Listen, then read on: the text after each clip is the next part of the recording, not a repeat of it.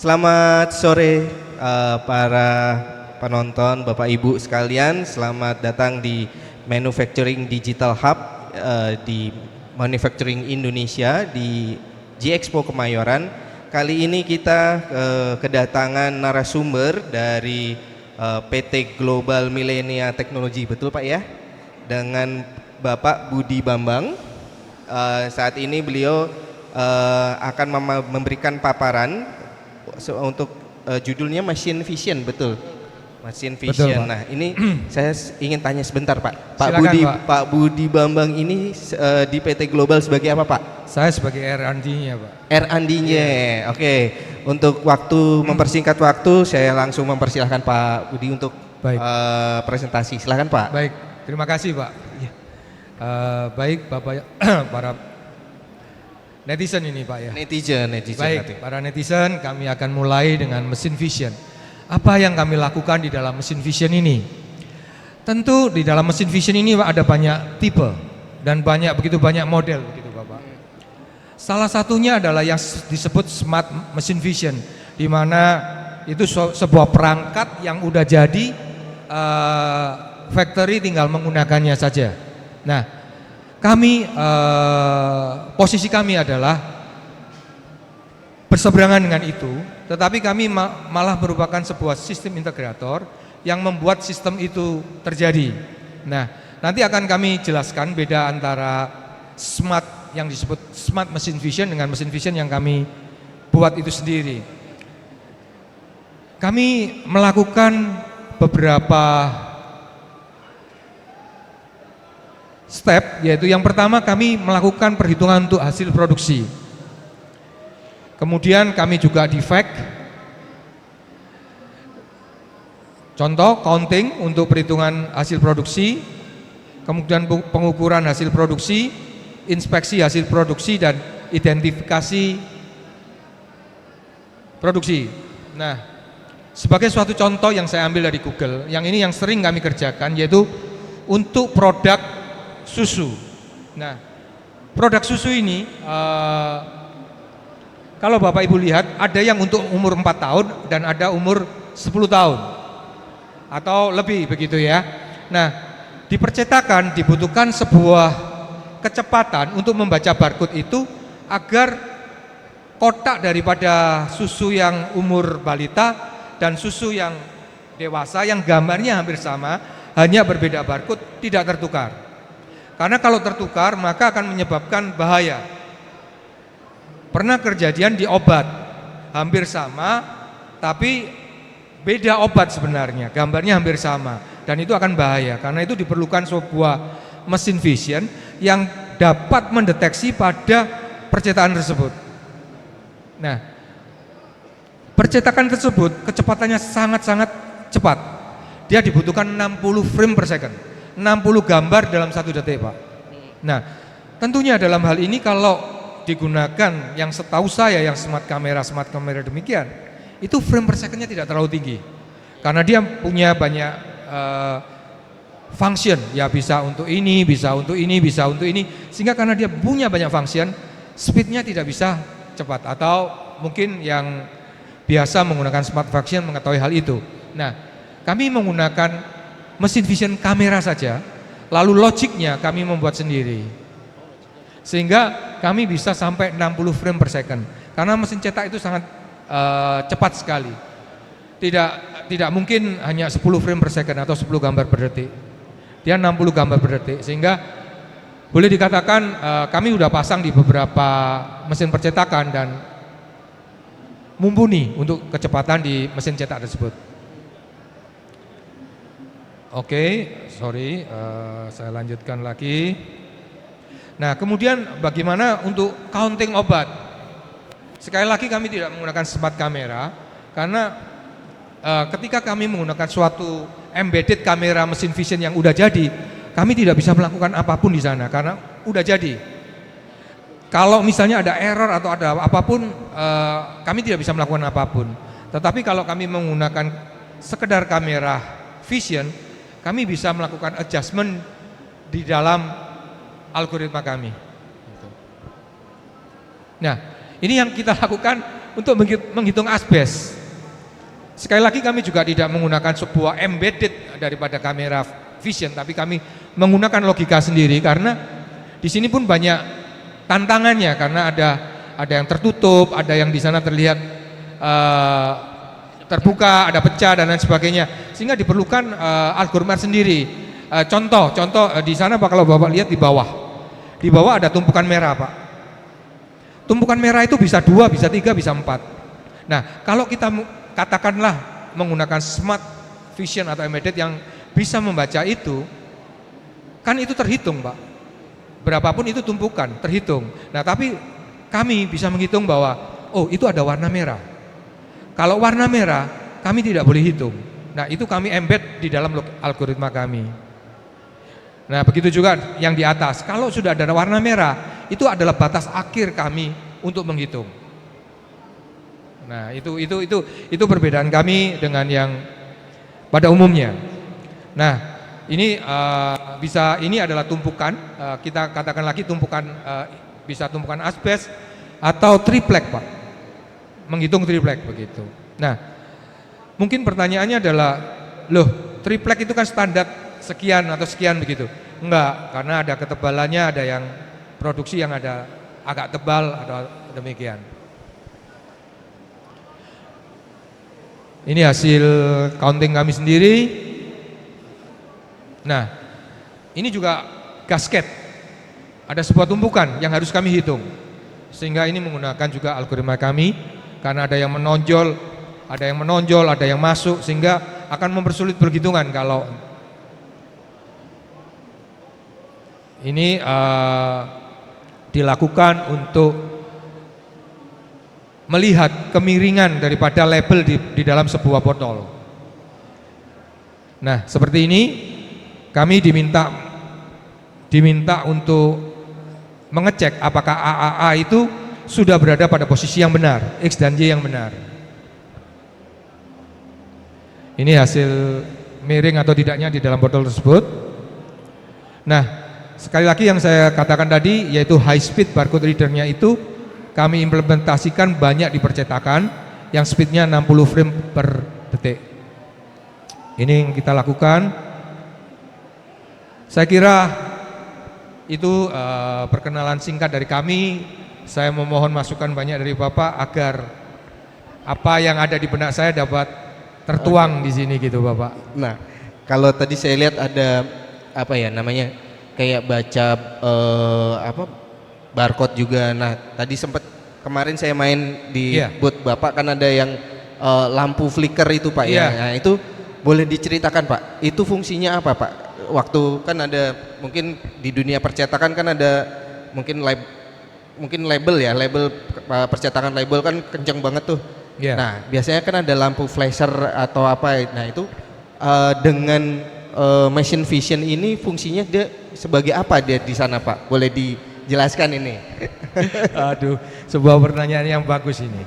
Ya, fungsi daripada lampu itu memberi cahaya karena speednya begitu cepat, sehingga memberikan cahaya ketika kami capture, kami mendapatkan pencahayaan yang bagus untuk barcode tersebut.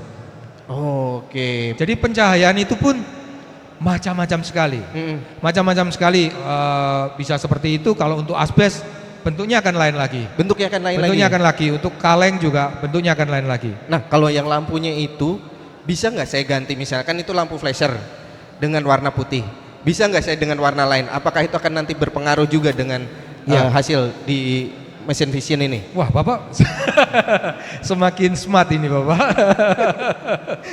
Ya, apakah bisa diganti dengan lampu? Nah ini Pak, karena ketika lampu dari mati ke hidup, pertama kali dia hidup, itu maka apa, blitz itu dibuat tidak hidup terus tapi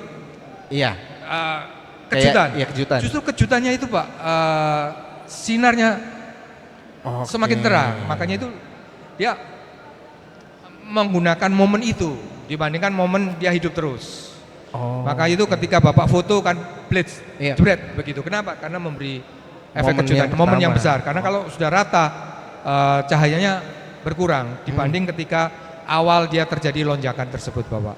Nah, kalau saya menggunakan warna lain nih Pak, kan ada kalau tadi menggunakan blitz blitz kamera lah ya. Kan biasanya ada fotografer tuh menggunakan blitz kamera tuh warnanya diganti-ganti nih. Nah, ketika saya menggunakan warna yang saya ganti, saya tutupin nih lampunya. Nah, itu pengaruh nggak dengan hasil tangkapan dari jauh pengaruh. Oke. Jauh pengaruh, bahkan background juga mempengaruhi. Bahkan sometimes kalau kita seperti cahaya luar terlalu mengganggu dan kita diminta untuk botol seperti botol yang ini tadi, yang ini kan pencahayaan botol ya. Ini botol ini. Nah, ini kita tutup juga supaya cahaya luar nggak masuk, karena kami harus membaca satu persatu huruf di situ salah atau tidak.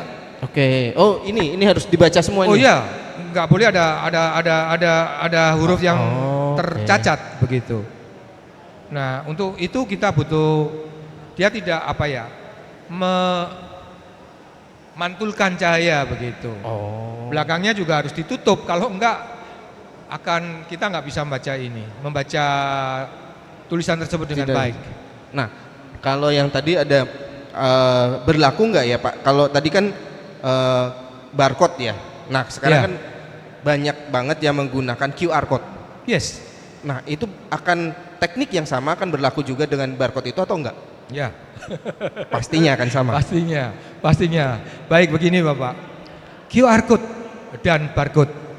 Di barcode sendiri ada begitu banyak penomoran. Ada Parmacode. Parmacode itu digunakan untuk obat. Ya. Lalu ada 3 of 9, 3 of 9, kemudian ada 2 of 5, ada banyak macam barcode.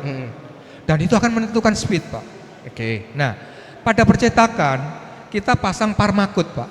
Karena Parmacode speednya paling cepat. Karena dia hanya ada biner, hanya 0 dan 1. Hitam dan putihnya nyata. Dia ada start bit dan ada stop bitnya nyata. Sehingga kita nggak akan loss untuk itu. Nah, kita gunakan Parmacode kalau kotak susu pada bagian yang tidak terlihat orang. Kita gunakan Parmacode supaya speed cepat.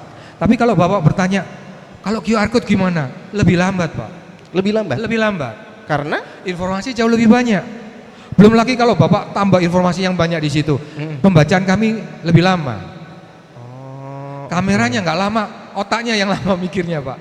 CPU-nya yang akan menerjemahkan translate dari gambar itu ke sebuah code, itu yang agak lama. Jadi karena dalam QR code itu, dalam sebuah kotak itu banyak informasi di dalamnya. Semakin banyak informasi yang dijejalkan di sana akan semakin lama. Berarti. Nah, kalau Parmacode dia tahu start bit, stop bit. Nah, kemudian sometimes kita pernah menghadapi customer yang di kotaknya, Pak. Di kotaknya ada barcode. Lah, warnanya itu, warna barcode-nya dikasih warna orange. Ya, menyiksa. Akan sulit terbaca. Apakah akan terjadi kesalahan membaca kode? Nggak apa? Bukan hanya itu, yang nggak terbaca. Nggak terbaca. Sehingga apalagi orange-nya sangat-sangat hampir-hampir sama dengan produknya. Ya, susah. Dia harus mengganti itu dengan gambar yang lain, atau minimal di bagian itu dibedakan yang seputar warna backgroundnya putih dengan orange begitu. Nah, ini tadi saya agak nyimpang. Tadi ada gambar asbes dengan ujung atas bawah dikasih warna. Yes. Ini saya menjadi pertanyaan. Ketika saya mau menghitung sebuah tumpukan, katakanlah tumpukan, tapi saya tidak mendefine warna itu. Tadi kan warna merah karena didefine dulu ya. Nah, saya mau pakai kuas warna biru misalnya, saya kasih warna biru bawah atas, biru bawah. Apakah itu nanti akan dia baca juga atau dia hanya memang mengenalkan warna merah sebagai endpoint untuk ininya, atau bagaimana itu Pak? Boleh? Iya. Thank you, Pak. Iya. Kenyataannya terjadi sebuah kesepakatan sebetulnya. Mereka selalu menggunakan cat merah untuk sebagai tumpukan tatakan daripada benda tersebut, sehingga warnanya merah. Nah, tentunya ketika dia mengganti warna jadi hijau atau biru, ya terpaksa mereka harus menghubungi kami untuk kami rubah kembali hijaunya seberapa hijau RGB-nya. Karena merahnya juga kita RGB-nya berapa kira-kira. Baru kami adjust di sana. Kalau tidak ya kami akan buatkan sebuah inputan RGB yang ya, you coba sendiri, masukkan sendiri di inputan itu begitu. Jadi kan biasanya kalau apa vendor datang nih, dia asal main taruh aja kan. Kalau tadi sudah di define warna merah ya dengan apa namanya warna tertentu lah gitu. Dia datang dengan warna lain, berarti dari dari Bapak sendiri nanti akan mendefinkan lagi atau begini. Pada umumnya ini kan pabrik Pak ya.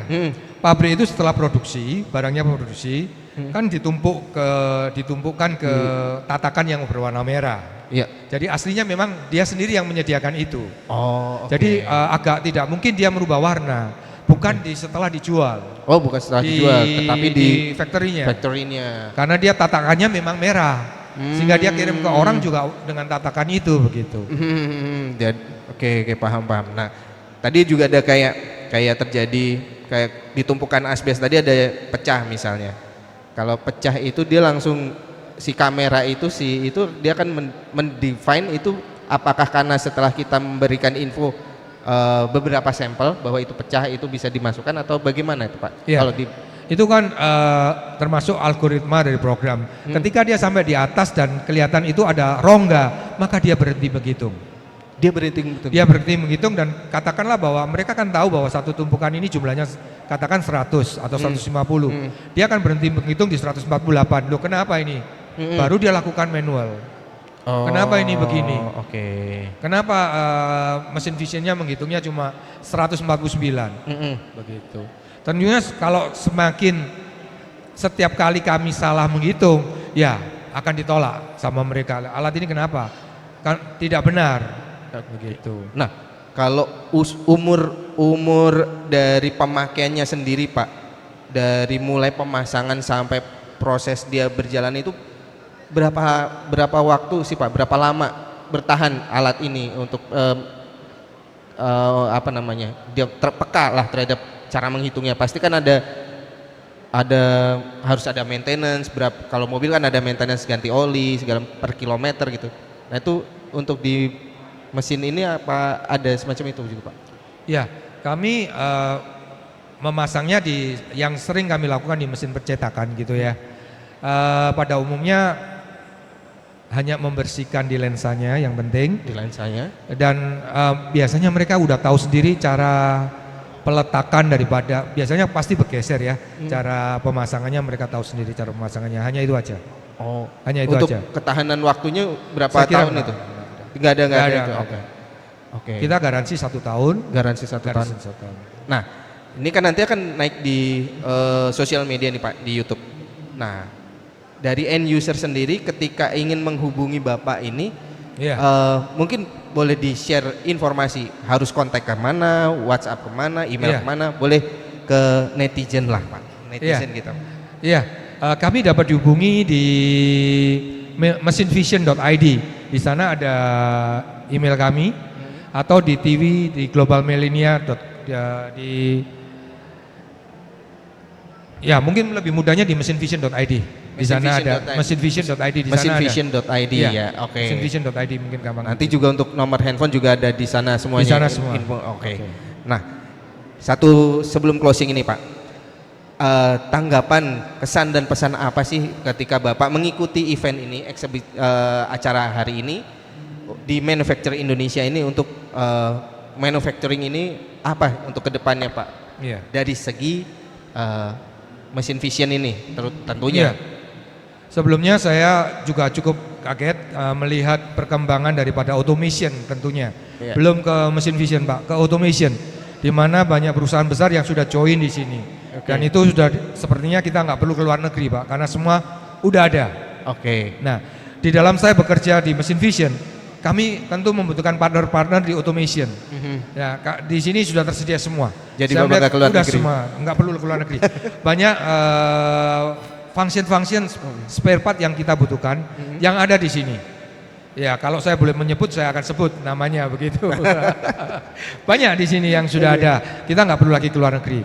Nah, kalau dari mesin vision sendiri bagaimana? Saya melihat masih sedikit Pak. Masih sedikit sekali yang ikut pameran di mesin vision.